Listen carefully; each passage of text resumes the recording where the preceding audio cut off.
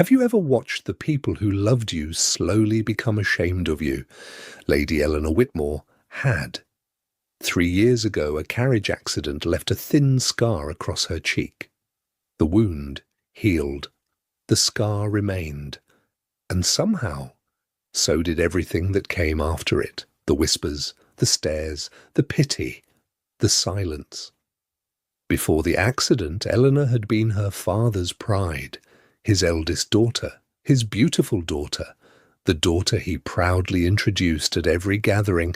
Then, one rainy afternoon, changed everything. And now, 3 years later, as servants hurried through Whitmore Manor, preparing for the royal spring ball, Eleanor stood before a mirror and watched her mother fasten a delicate lace veil over the side of her face.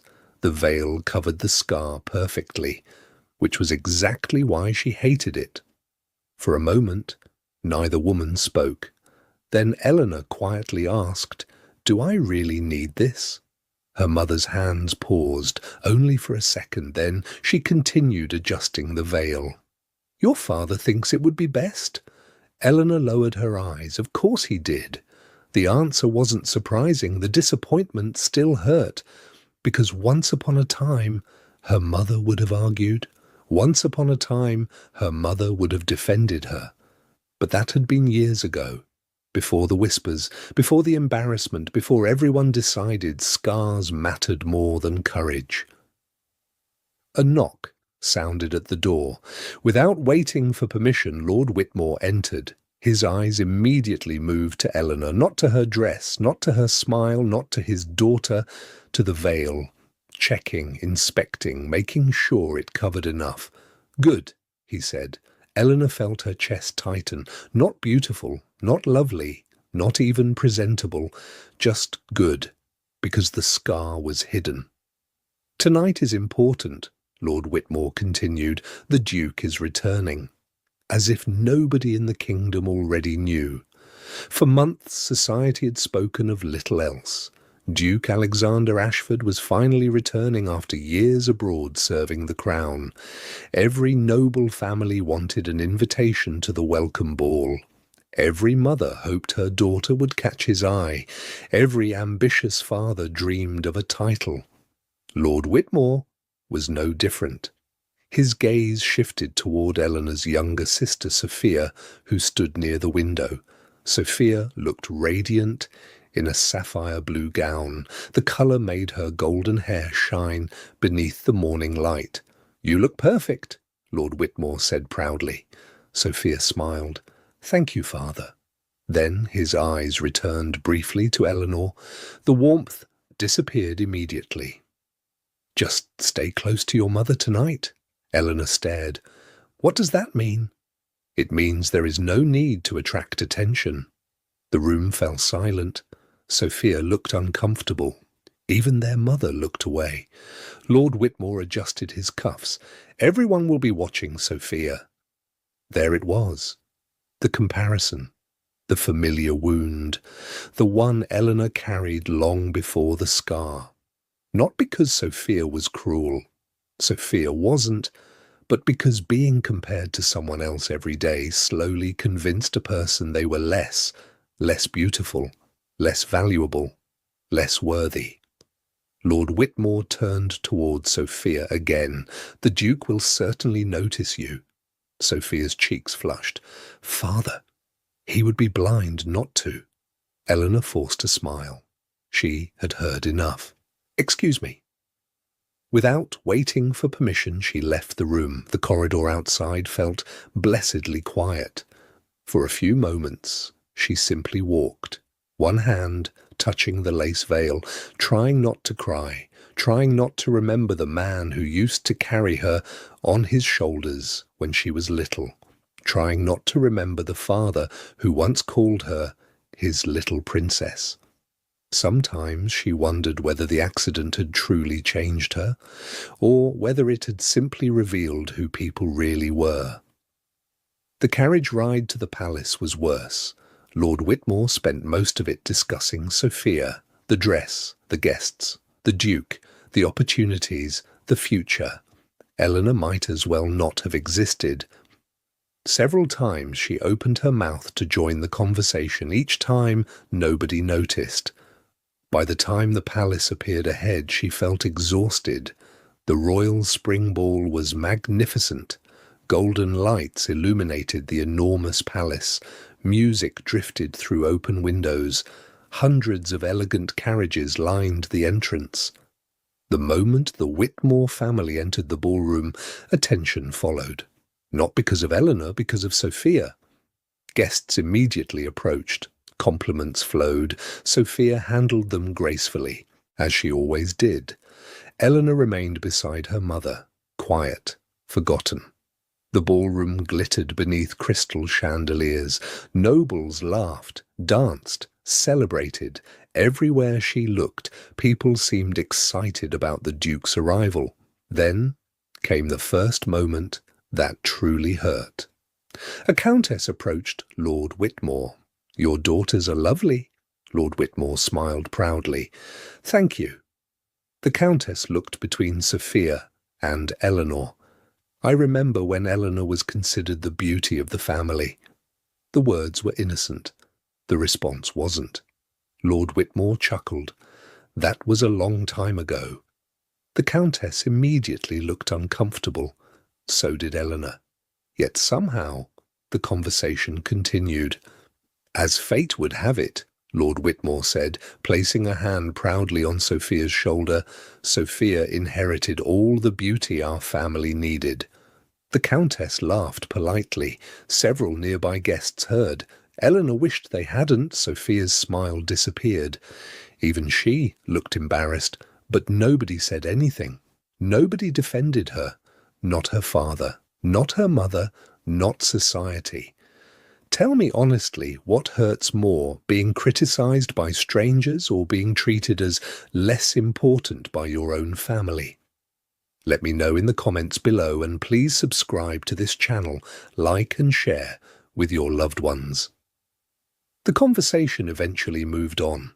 The humiliation remained. Hours passed. The Duke had still not arrived. Excitement continued building. Every noble family seemed desperate to position themselves advantageously, especially Lord Whitmore. Then something happened. An elderly duchess approached, one of the most respected women in society. She smiled warmly at Eleanor. "Good evening, my dear." Eleanor returned the smile. "Good evening, Your Grace." The Duchess studied her carefully, then said something unexpected.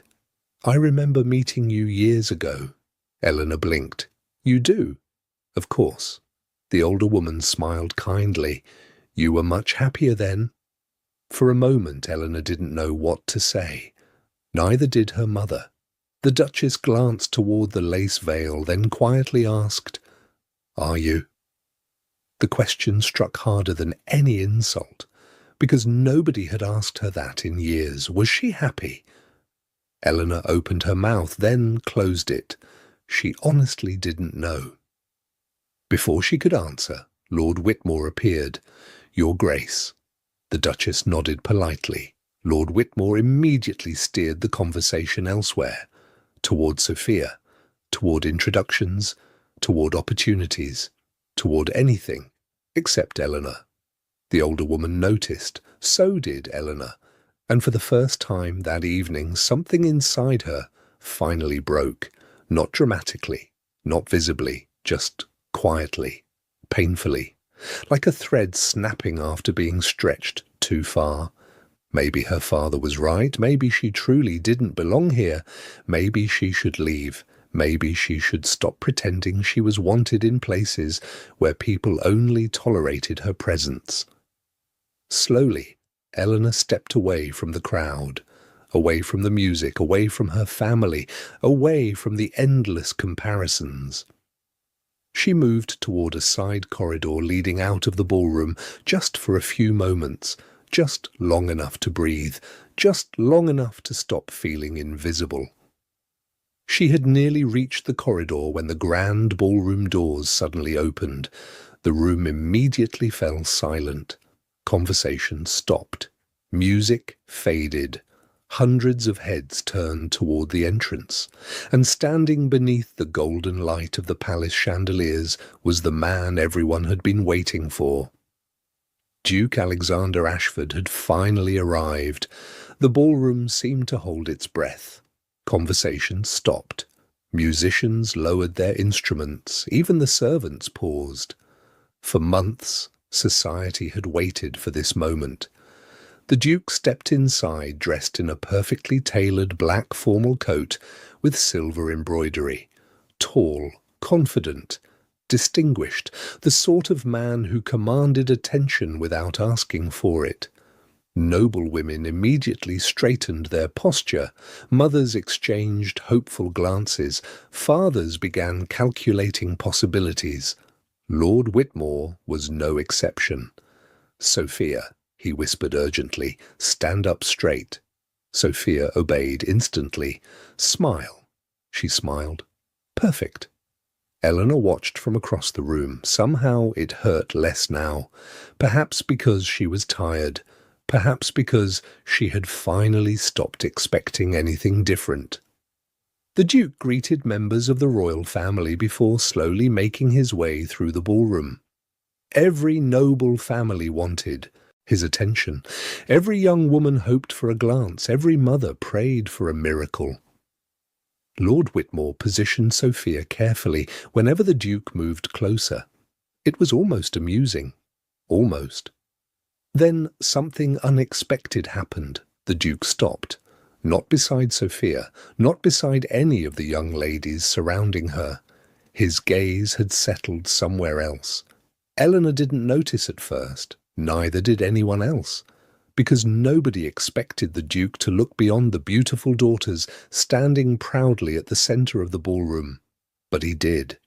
His eyes moved across the room, searching, looking, almost as though he was trying to find someone. Then his gaze landed on Eleanor. The moment lasted only a second, yet somehow she felt it. Eleanor frowned slightly. Surely she was mistaken. The Duke had never met her. Why would he be looking at her? A moment later he turned away and continued greeting guests. Eleanor exhaled slowly. Perhaps she imagined it. Across the room, however, Duke Alexander was thinking the exact opposite. After 3 years, 3 years of searching, 3 years of questions, 3 years of dead ends, he had finally found her. The scar confirmed it. The veil confirmed it. The eyes confirmed it. Lady Eleanor Whitmore, the young woman who had nearly died, saving his brother. Alexander's jaw tightened slightly. She looked different than he expected. Not because of the scar, because of the sadness. The reports had never mentioned that. They spoke of her kindness, her courage, her sacrifice. Nobody had mentioned how lonely she looked. Before he could approach her, another group of nobles intercepted him. More introductions, more conversations, more obligations. Alexander endured them patiently, yet his attention kept drifting toward Eleanor. Meanwhile, Eleanor had begun noticing something strange. Every time she looked up, she found the Duke looking in her direction. Not Sophia's direction, hers. The realization made no sense, which was why she tried to ignore it. Unfortunately, Lord Whitmore noticed too. At first, he looked pleased, then confused, then concerned, because the Duke wasn't approaching Sophia. Several young noblemen eventually gathered around Sophia. Compliments flowed effortlessly. Sophia handled the attention gracefully. Eleanor remained near the edge of the ballroom, exactly where her father preferred her. Before we continue, tell me honestly, what hurts more, being ignored by your family or being constantly made to feel like a disappointment? Let me know in the comments below. Eleanor spent the next hour avoiding everyone. The ball continued around her. Music, laughter, dancing, celebration. Yet she felt strangely detached from it all. Across the room, Duke Alexander watched every interaction. He saw the way her father spoke to her. He saw the way Eleanor shrank whenever she was criticized. He saw the loneliness. And with every passing minute, his respect for her grew, while his opinion of Lord Whitmore declined. Eventually, Alexander made a decision. Enough waiting, enough observing, enough obligations. It was time to finally meet the woman he had spent 3 years searching for. At that exact moment, Lord Whitmore proudly guided Sophia toward the centre of the ballroom, certain the Duke would approach her eventually, certain everything was going according to plan. He couldn't have been more wrong. Because for the first time all evening, Duke Alexander Ashford changed direction and began walking straight toward Eleanor. At first, nobody noticed. Why would they? The ballroom was filled with hundreds of guests. Conversations continued. Music played softly in the background. Then Alexander passed Sophia. Lord Whitmore's confident smile faltered. Sophia herself looked surprised. Surely the Duke intended to greet someone else first. Yet he kept walking. One step, then another, directly toward Eleanor. The entire ballroom slowly began to notice. Eleanor noticed too. Her heartbeat quickened. Surely there was some mistake. The Duke couldn't possibly be approaching her. Yet the distance between them continued shrinking, until finally he stopped, right in front of her. For a moment neither spoke. The ballroom seemed frozen. Then the Duke bowed. Lady Eleanor Whitmore. Eleanor stared. He knew her name. Your Grace. Alexander smiled gently. I've been searching for you. Silence. Complete silence. Nearby conversations died instantly. Several guests openly stared. Eleanor blinked. Searching for me? The Duke nodded. For 3 years. The confusion on her face deepened. She had never met this man before in her life. Across the room, Lord Whitmore looked as though someone had struck him. Sophia looked equally shocked. I believe, Alexander said calmly, extending his hand, you owe me a dance. A nervous laugh escaped Eleanor before she could stop it. Your Grace, I think you've mistaken me for someone else. Alexander's expression softened. No.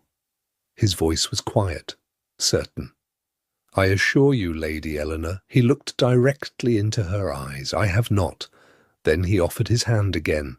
May I? Every eye in the ballroom seemed fixed on them. Eleanor hesitated. Years of being overlooked made this moment feel impossible, yet something in his expression made her trust him. Slowly, she placed her hand in his. Gasps echoed around the room. Alexander led her toward the center of the ballroom. The musicians quickly adjusted and began playing a slow waltz.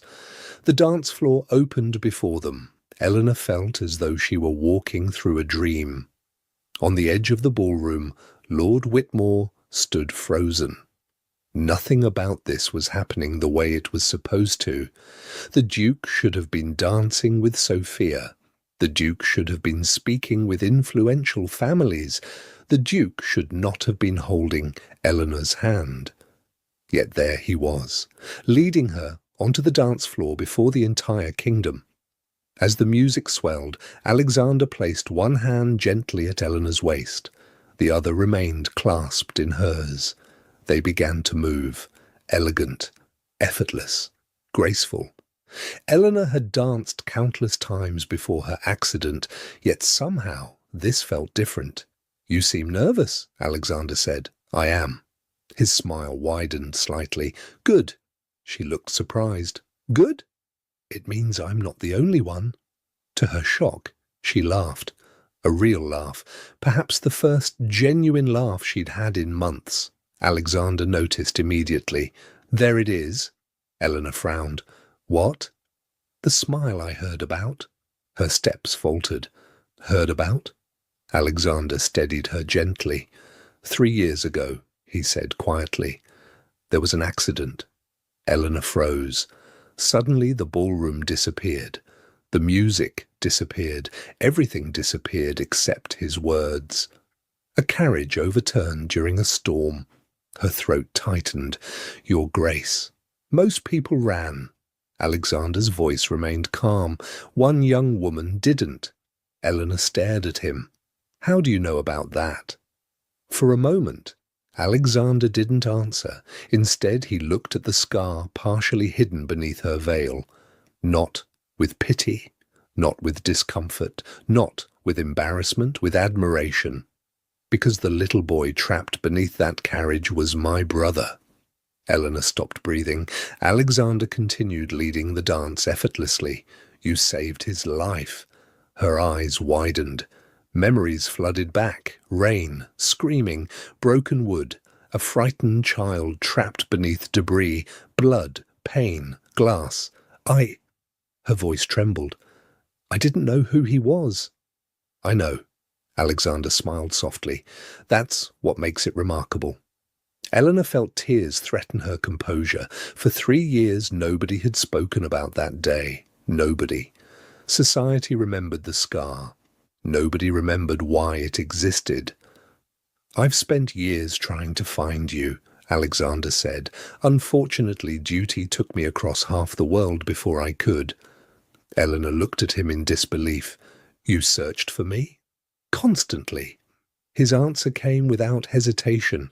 I owed my brother's life to a woman whose name I barely knew. Around them, guests watched in stunned silence. Nobody could hear the conversation, but everyone could see the Duke's attention was completely focused on Eleanor. Lord Whitmore's anxiety continued growing. Sophia looked increasingly confused.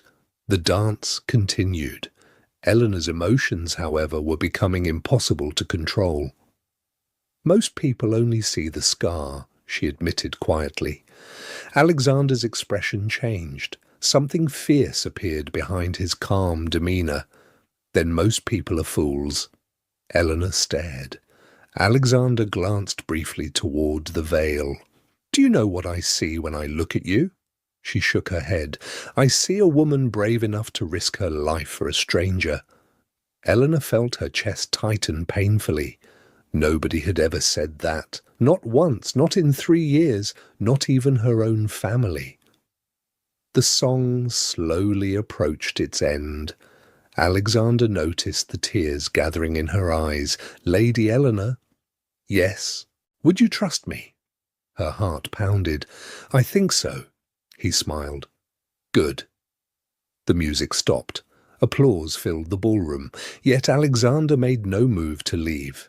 Instead, he gently released Eleanor's hand and turned toward the crowd, toward the nobles, toward the royal family, toward Lord Whitmore.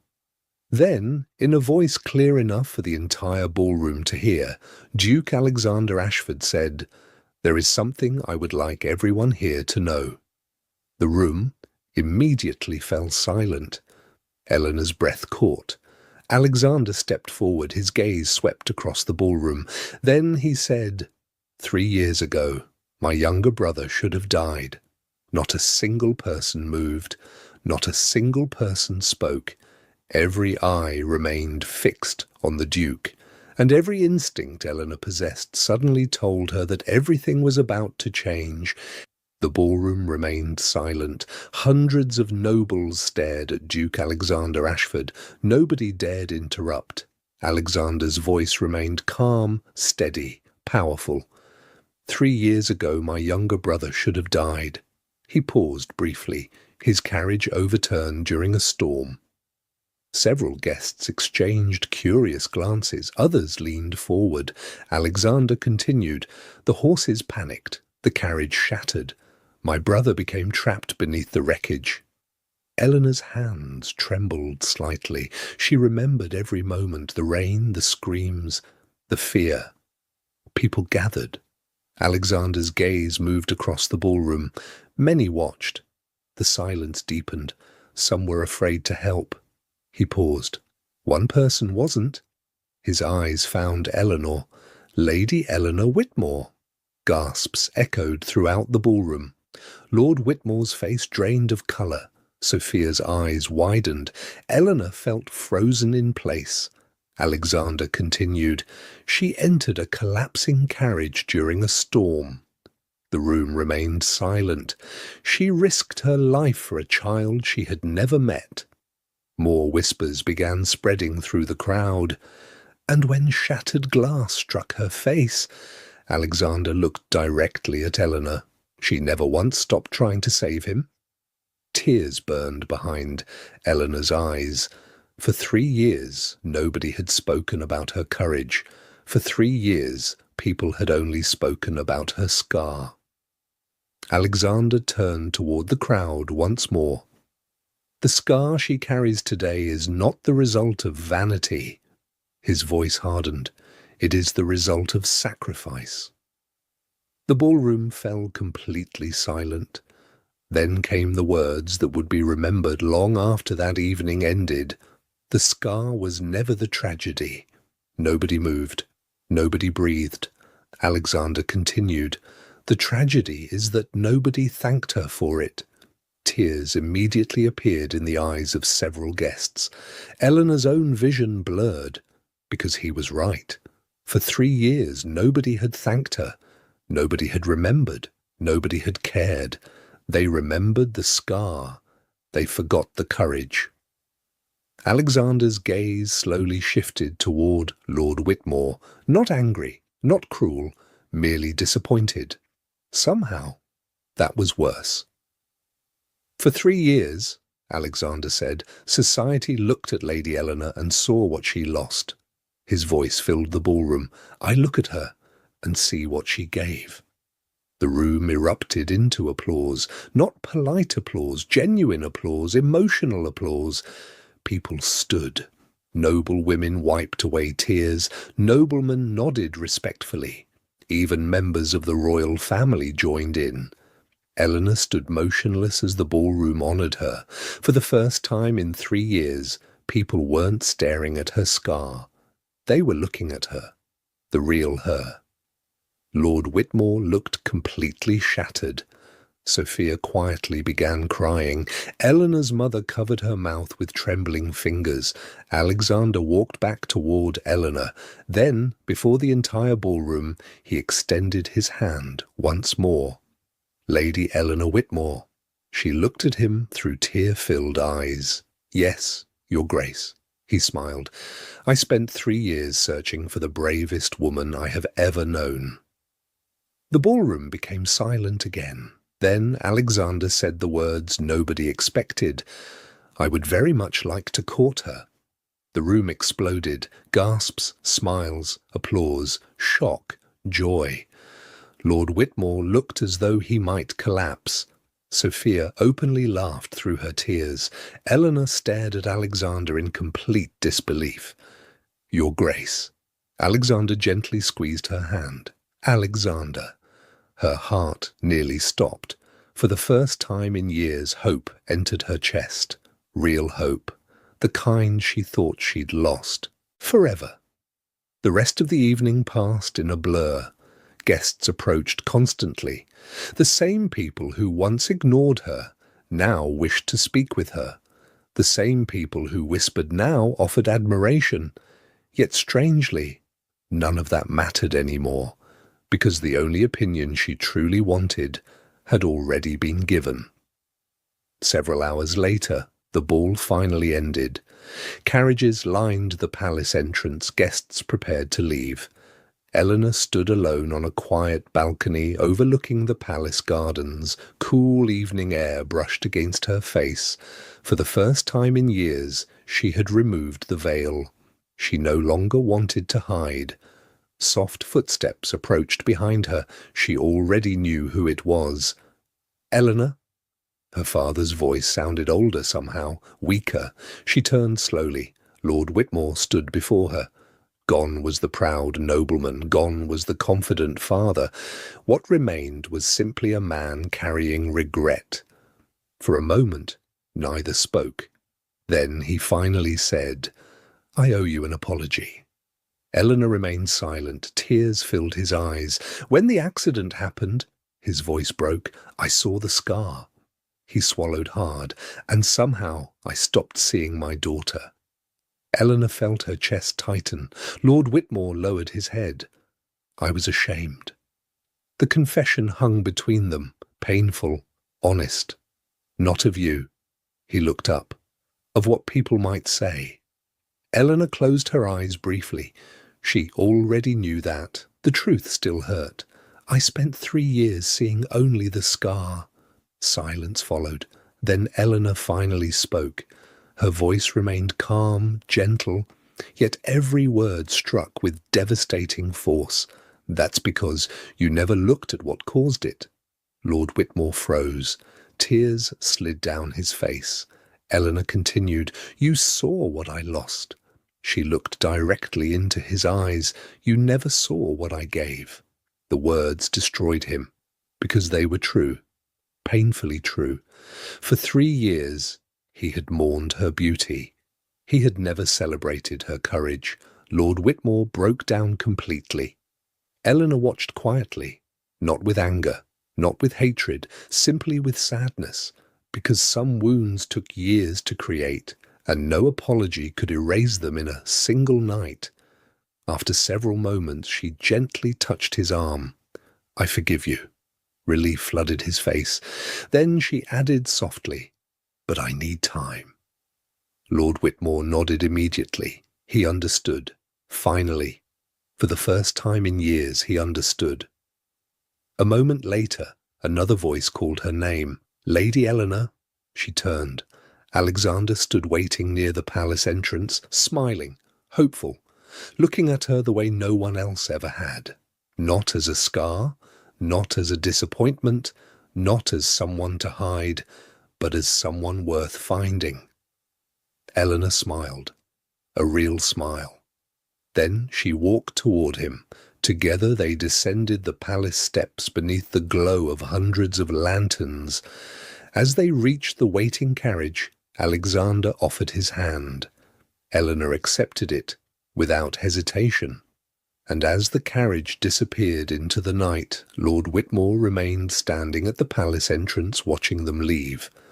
Not with bitterness, not with jealousy, but with the painful realization that the daughter he had spent years hiding was the very daughter the entire kingdom would one day admire. Sometimes the world does not reward beauty. Sometimes it rewards courage.